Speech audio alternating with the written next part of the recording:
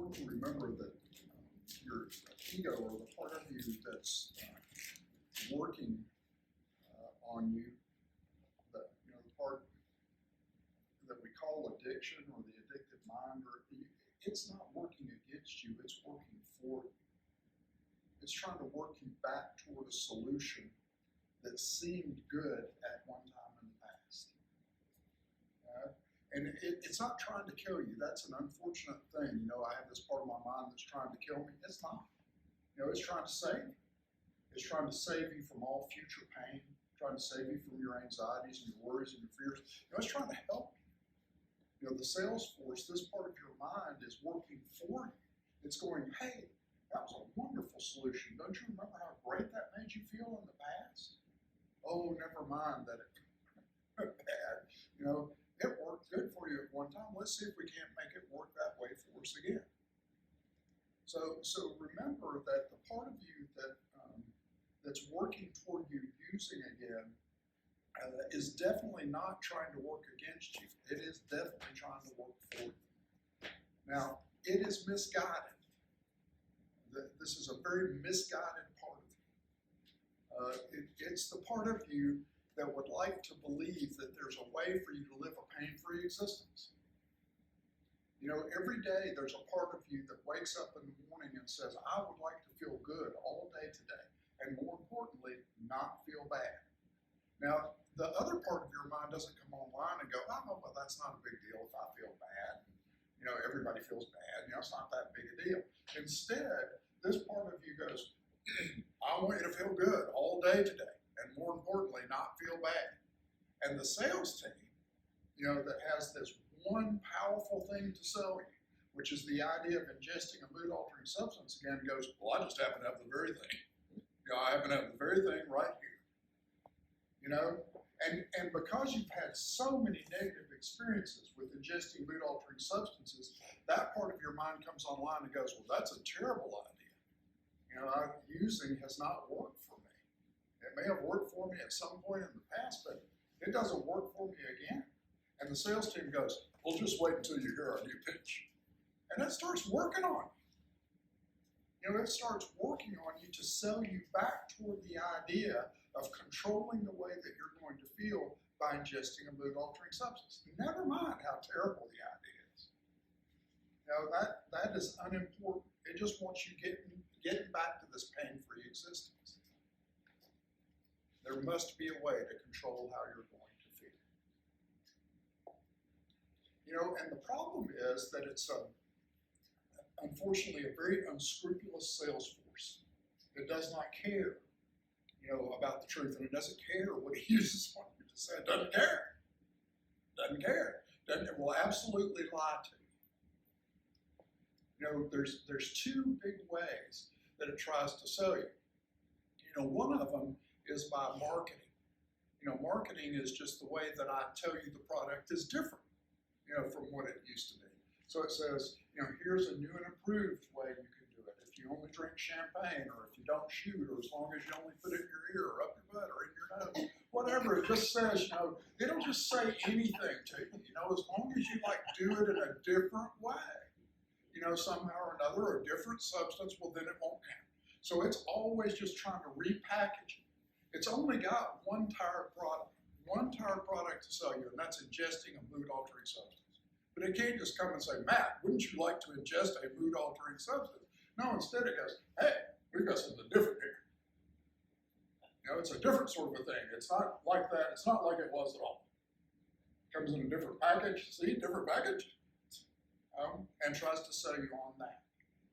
And marketing is going on always. And remember, the reason that Pam was trying to divide it up earlier, remember that they've got a long game, a short game, a medium game. They've got a guy who's working on packaging and lights and, different kinds of advertising, It's got a whole team working in there. And if one thing doesn't work, they're just going to bring out another. How about this? How about this? How about this? How about this? Have you thought of this? Always trying to convince you that there's a way that you can ingest a mood-altering substance that will be a solution for you again in the future. They don't say it that way. They say it a different way. Something that sounds fancier. But that is exactly what they're trying to do. And that's not even the most cunning, baffling, and powerful part. That's not even the most difficult part. Also, what they're absolutely willing to do, this entire team, what they're absolutely willing to do is try to convince you that there's something worse wrong with you than there actually is. That your pain is worse, that your pain is unique, that your suffering is unbearable, that it's really worse than even you thought. Constantly trying to convince you that you are unable to live without. See, the marketing department's over here trying to ramp it up for you, but you've been able to resist that. So now the team comes in and goes, you know what? You're really not able to handle life. Certainly not on life's terms. You know, you're disabled, unable, too weak, too bad. Too much time's gone by. You failed too many times. You've done things too bad. You know, some things you just can't get over. You're constitutionally incapable. Grasping and developing a manner of living that demands rigorous honesty. You just can't do that. You know, you're not going to be able to. You know? Because a really good salesman will take whatever level of concern you have about a thing and convince you that it's worse. I've told this story in here before. My friend Frank, who became a counselor, before he became a counselor, he sold burglar alarm systems.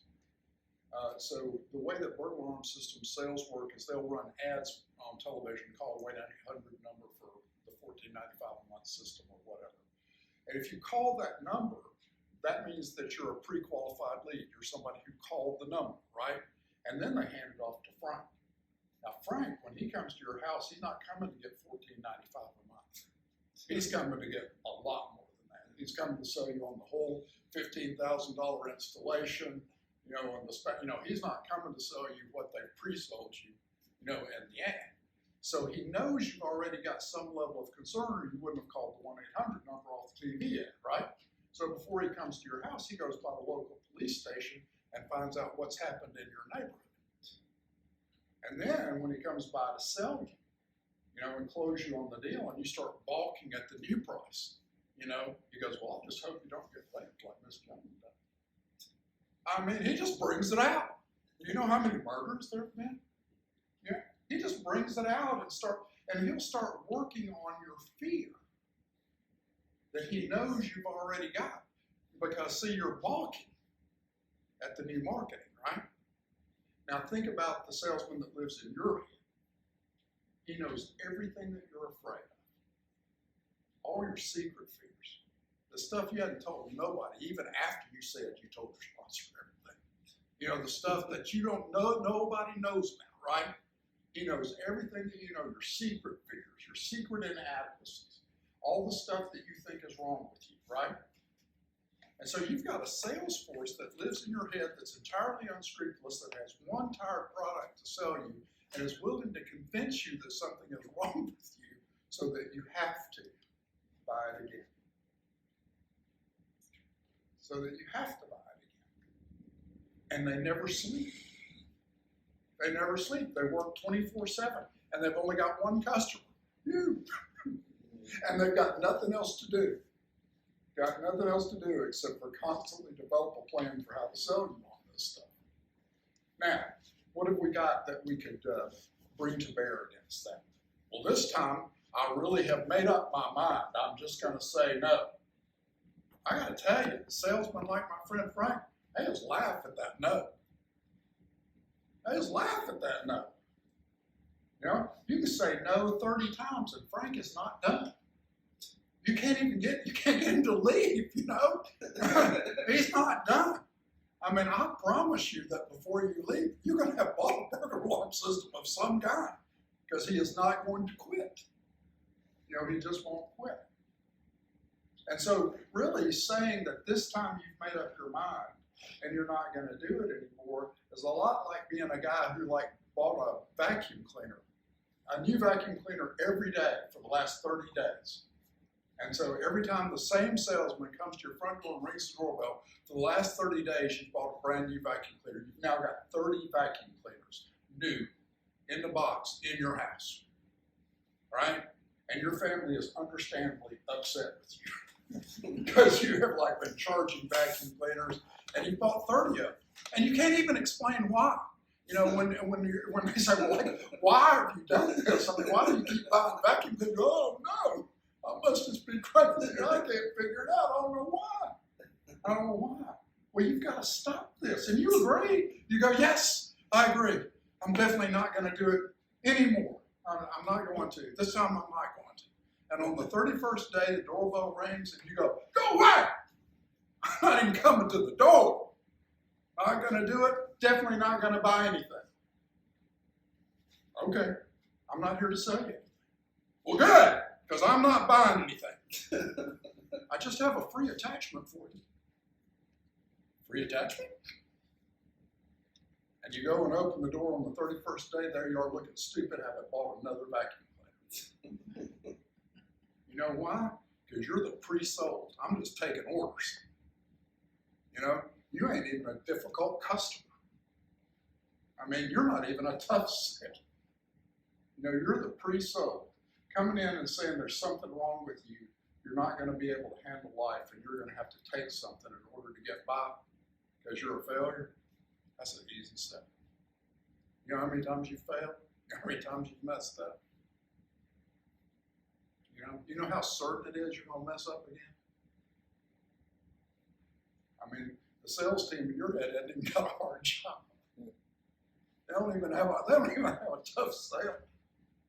You know, they really don't. And that's what we're up against.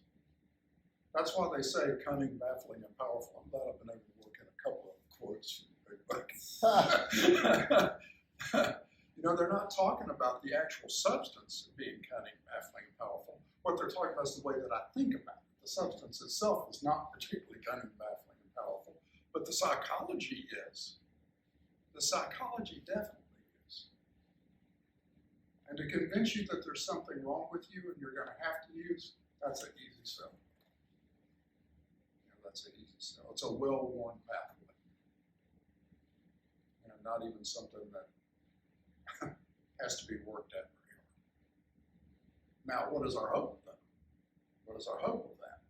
You know, our hope of that is that we come in the door and we say it out loud to each other.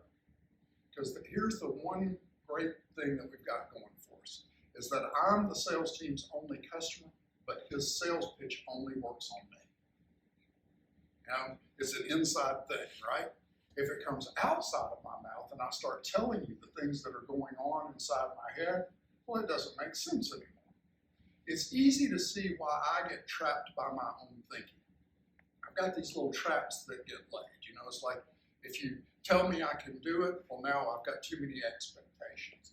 You know, if you tell me I can't do it, no, you told me I'm a failure. Either way, I'm fucked. You know, it's like, you know, I've got these little traps inside my own head that absolutely I cannot get out. But if I say them to you, I say them out loud to you, they lose their power. So I have the ability to tell you what I'm hearing inside my head. It's the one thing that actually has worked. If I can tell you what the sales pitch sounds like, it loses its power. And then I can begin to operate on facts. You know, the reality is that ingesting a mood-altering substance of any kind for any reason does not make any sense for me. That's based on my personal experience. Me ingesting a mood-altering substance at any time for any reason does not make sense.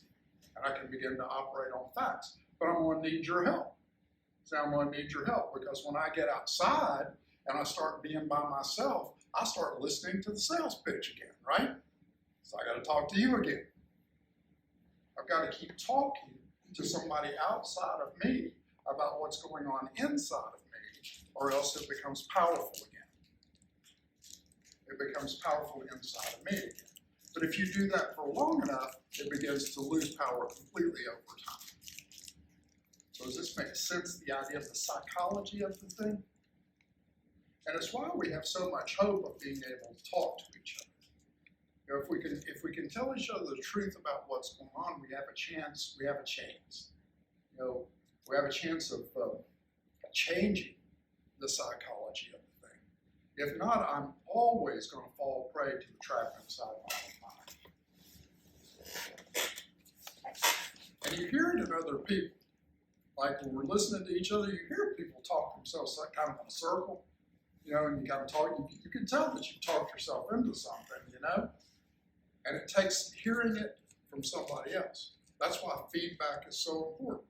If you'll feed back to me what you just heard me say, maybe I'll hear it in a different way. And maybe it'll take the power